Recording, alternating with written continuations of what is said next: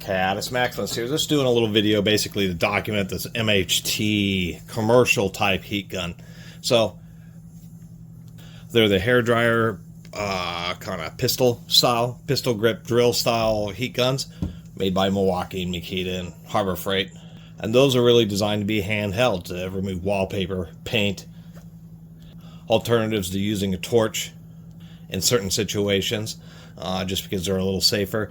And then there are these that have like the big motor housing, which are commercial, and they are really designed to be used in a standing portion. MHT was a budget brand.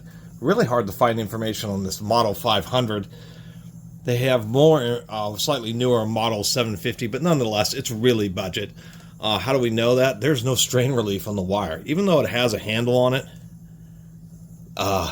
it's just a cord pinch. It's like it take many cycles for this thing to fatigue through that wire. Really basic switch, which doesn't seem to want to cooperate very well.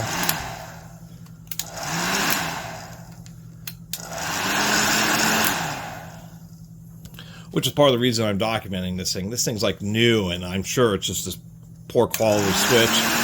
After flipping it about 20 times, I finally got the cold function to work, which is something that isn't actually found very often in pistol grip ones, except alternatively, the pistol grip ones have an adjustment for the temperature so that you can turn it all the way down and essentially get a cooling function. These, and now it won't work again.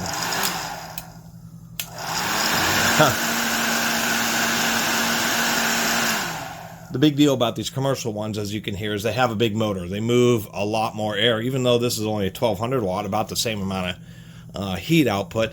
They just run more air through it, so you just get a bit more of a blast. And the reason they're designed to stand up is so you can use them to either, a lot of production items, whether you're doing shrink wrap, heat shrink tubing, trying to heat up hoses and stuff to get them to work on the fittings. There's actually a surprising number of uses for these. This just happens to be a cheap one, but even being cheap, all the heat guns that I have, actually I have like 2 or 3 of them, but they're all the pistol grip style. And so having one that's designed to stand up like this, even if it has a low quality version, it's still handy in many situations where you want to manipulate something with 2 hands while getting it in front of a heat gun.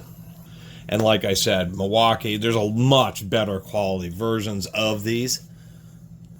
But these budget ones are like $50, and for those situations where you may want to have one that stands up, I mean, nothing prevents you from taking a normal one and just setting up some blocks so it will stand up.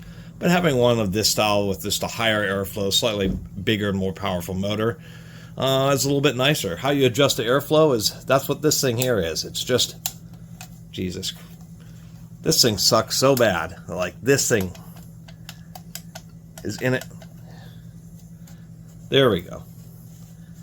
As you can see, the thumb screw turns when I rotate this, but man, try to do that by the thumb screw by itself and it won't work at all. So that's how you adjust the amount of air that's getting through it. It's always running full heat through there.